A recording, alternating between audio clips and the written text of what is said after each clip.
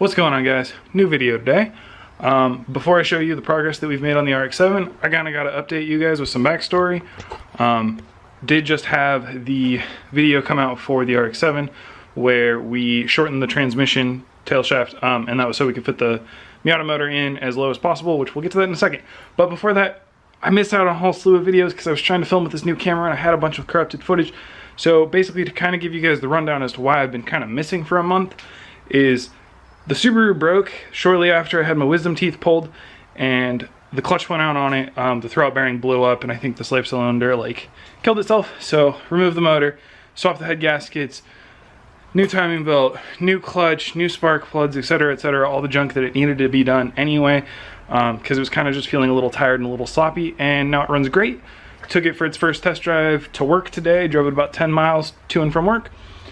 Drove great. Superb, super happy with it. Can go back up for sale so we can pursue getting a truck again. So now that that's all cleared up, I had like 3 videos for that, 3-ish videos for that. That shouldn't have taken the month it took to do, because realistically, like, I had the motor in and out really quickly, and the process of getting all that work done went fairly quickly and fairly smoothly. The one thing that really didn't go smoothly on the Forester was bleeding the clutch. I have a transmission in there from, I think, like a 0203 WRX. So if you know those transmissions and you're familiar with them, the slave cylinder on them kind of sits at, like, if this is like your transmission going this way and your motor's like over here, the slave cylinder sits on top of the transmission, kind of like in an upward fashion. And the bleed port's actually at the bottom of the slave cylinder, so it creates a big old air pocket at the top. So you actually have to like disconnect it, put it in something to like hold it so it won't shove the pin out and it won't push all the junk out of it. So like a C-clamp. So we used this big old C-clamp here and put it like in a socket to bleed it while keeping it at the highest point and keeping the bleed valve at the highest point. It's kind of a pain in the butt. I really wanted to show you guys, but I lost a lot of footage. So giant long intro rant over. I also lost, actually I didn't even film it because I just got kind of going and I got kind of mad at the camera, but the motor is now officially in. We have motor mounts. Don't judge my welds. I am not a welder by any means. This is going to be bushings. This is just currently held in with a piece of like wooden dowel that I just drilled a giant hole through so I wouldn't melt my bushings while I was welding everything together. I also shortened the transmission shifter about 4 inches and some change. I'll link that video down below for you guys to check out if you guys haven't already. That's kind of the running update of what's been going on with this project. So, just real quick recap. Motor's in, Subaru's fixed, transmission shortened. It's actually sitting behind the steering rack here, if you guys can kind of see right here. So that was the goal with it mounted in. It was really far forward, sitting up really high. I didn't think the hood was gonna clear and I wasn't really happy with the positioning. We can come in on the inside and we can see where the shifter is gonna poke through. I did have to clearance the shifter hole a little bit, so I did cut this up like maybe about 2 inches. The shifter sits about maybe 1.5 inches farther forward than it used to, which isn't the end of the world. It could be much, much worse. I can handle 1.5 inches forward comparative to it being 4 inches or 3 inches behind me to shift. So, whew, I'm out of breath. That was a very long explanation. I'm sorry that was so long-winded. I just got home from work, super stoked. It is now the weekend. What are we doing next? Next up, radiator and intercooler mounting. Once that's all done, I gotta go bug Dalton. He took his engine hoist back. I gotta go bug him again to get that hoist back so we can paint this, because we're gonna paint this after we get all this mounted. So I'm gonna be using this radiator right here, which is the radiator that came out of my Miata. Pretty straightforward, and I got a new intercooler. I don't know if I showed it to you guys yet, and the reason I did is because it is set up for a V-mount. So we are actually going to be V-mounting our intercooler and radiator setup, because why not? We have tons of room up front. V-mounts look super dope and they're way more efficient than stacking coolers. My game plan right now is right over here we have bracketry on the side that I imagine is for the stock radiator and the FC. We actually have to cut all that out because it's just kind of in the way. All this junk is in the way right here. I don't know if this is bolted in or what that is. I'm gonna grab an angle grinder. I'm gonna start cutting all of this junk off. I think we're gonna mount the bottom of the radiator to this bracket right here, and then we'll build some sort of bracing off of the side here to come up and grab onto the holes on the side of the radiator. So with that being said, let's get started.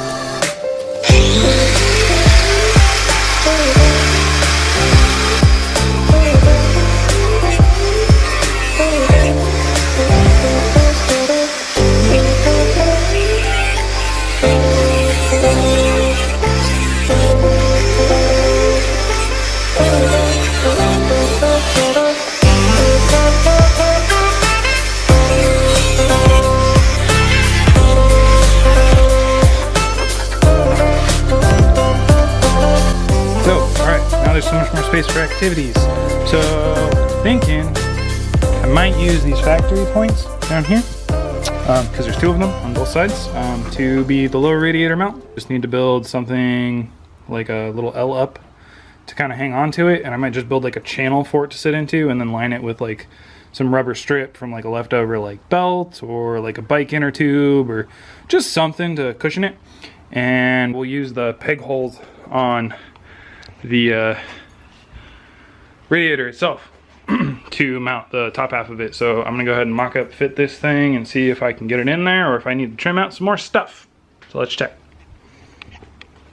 What's up, guys? So it's the next day at this point and I got carried away and started working again because I do that. Started mocking up the mounts for the VMount setup for the radiator and the intercooler. Turning around, we see this is basically how it's going to be sitting. Right now it's resting on a jack stand. I've got all the braces for the intercooler itself hooked up.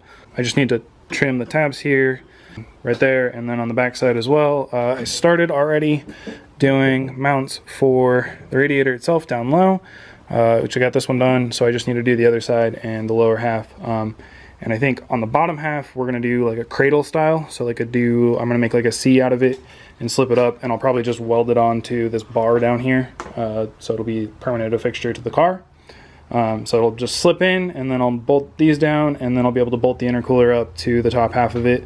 But I kinda had to build this top down just so I could figure out where the intercooler was gonna sit. But I'm pretty pleased with this. You know, it's like when it's done, it's pretty centered. So when it's done, this will just red like that because it'll stick out a little bit farther on the intake side. And I think the turbo will probably be pretty close to where it needs to be. But yeah, I'm gonna continue forth, making brackets, and I'll update you guys as I go along because I'm bad about that. Well, Basil, what are you doing, Basil? Okay, so over here, we have basically all the mounts that we are going to be using. I've got two bolts here which go to the two front bolts on the intercooler. Same thing on the back side, which just link down into the radiator here. So they're just kind of sitting on fan standoffs that are unused. And then on the sides we just have a couple little simple brackets that are coming up from the frame rails. Both sides here, pretty straightforward. And then on the bottom, to hold up the radiator, we are using a kind of like, I bent this into C shape. Where's my other one? There it is. Bent it into this shape right here. You can kind of see that. It kind of just loops around the bottom, and then I'm going to weld it onto this bar right here. And yeah, so that's going to be my next step, is I'm going to go ahead and shave down this bar with all the paint, all the gunk off of it. Same with these, get all the gunk off of it, and then I'm going to go ahead and weld those up. And then our V-mount setup's basically done. So that's super exciting. Oh wow, I look terrible. Good morning, guys. It's Saturday morning now, not Friday anymore. I have to be a little quiet. The wife's still sleeping, so we're just being quiet. So I'm gonna give you guys a quick update because we're being quiet. I don't know why I'm saying quiet so many times, but I'm saying quiet. Oh, the welder's attacking. So we're almost done. We're just on final fitment. But here's our setup. We have intercooler. Obviously this tab needs to be trimmed. This needs to be shaved down just a bit. And then we still have to get these tabs hooked up to here, but it's coming into contact with this little lip here, so I'm gonna cut this out later. But the wife's sleeping, guys. Shh, so shh, we gotta be quiet. The wife's sleeping. And then down here, we welded up these brackets to hold the radiators on. Oh, this one has to shift down still. It's not seated all the way. Anyway, so we're kind of just on final fitment, and it's just like tweaking it just a little bit to get it all just right. So we're gonna head to Dalton's. We're gonna go help him pull his motor out, and then we're gonna bring the hoist back here so we can pull my motor back out so we can get to the next project once we're done with the radiator and intercooler setup. Yeah, so check in with you guys in a bit. Let's go. Oh, forgot my drink.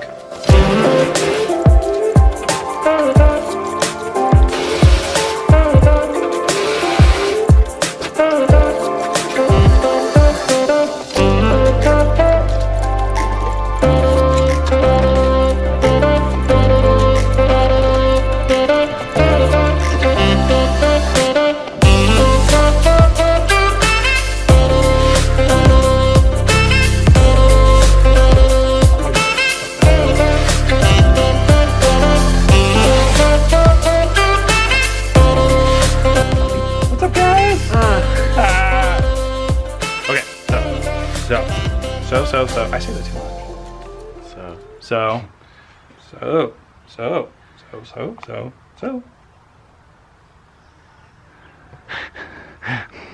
Look, you can look up your nose. Okay, we are pulling out the motor. I just did a time-lapse thingy, I guess, probably in editing, of the intercooler and radiator getting ripped out. I'll finalize that mock-up later, but we have most of the position down. But I need to borrow Dalton's engine hoist for about 20 minutes to pull my motor out so we can paint the engine bay in the next video that you're gonna get. So we're already hooking it up. Thanks, Dalton. Thanks. Look at him. Look at him help. Yeah, transmission's unbolted. So we're gonna start removing. What's going on, amigos? It is now Sunday, and long story short, I'm having issues with my other camera. I bought a Canon G7X, and it's throwing a E009 error code, which has something to do with like a memory card saving issue. So it's like I have most of the footage for installing the VMount, so I'm going to be using it. But you missed the engine pulling time-lapse that I was going to do. The camera footage got corrupted from it, so oh well, I'm not going to stick the engine back in just to pull it out for a time-lapse footage, because that seems silly. It's also Sunday, by the way, which is why the outfit changed again. Because, you know, I get distracted with things in life, and Dalton and I went to DriftCon yesterday, which was quite a bit of fun. Or I just got back from riding some dirt trails with Dalton on the bike. Haven't done that in years, like 6 or 7 years now. Super fun, actually. Quite a bit of fun. Might start doing that more often on Sundays. Anyway, just got home, and we went ahead and installed, I gotta do this in selfie mode, the VMount. It's all hooked up. So we just got done installing the VMount. Here it is. Looks super sick. I'm super hyped on it. I wish that the engine was in here still to see it all together. The things I need to do is just trim off the tabs for the bottoms here, trim off the tabs back here so they're just not ape hanger high. But basically, to kind of give you a quick overview of how it's done, there's just some steel brackets on the side here. I used riv nuts on the left side here. On the right hand side here, I think I still have to throw another riv nut in the bottom here, just for that one, because I would like 2 of them on the straps. On the bottom here, I went ahead and welded 2 steel brackets that I bent into like a C shape. You can kind of see there. Onto this bar right here, which this bar is really thin, so it's really easy to blow through if you guys are welding it yourself at home. Didn't know that, so I blew through a few holes in it, which I just went ahead and globbed weld over it, so it's now solid again, no big deal. Aside from that, pretty straightforward. I used aluminum to mount the intercooler, which it is extremely sturdy. As you can tell, we are literally wiggling the whole thing, which it's not fully tightened down, but no big deal. It's for all intensive purposes to show you guys, because I have to tear this thing apart now. So I have to go ahead and tear this whole thing apart now. It's finished and put together, because that's for the next video for you guys to find out. So I'm gonna do this off camera because you guys don't need to see that again. I already timed it for you guys. So anyway, thanks for watching. Remember to like, comment, subscribe. I'll see you guys next time. Peace.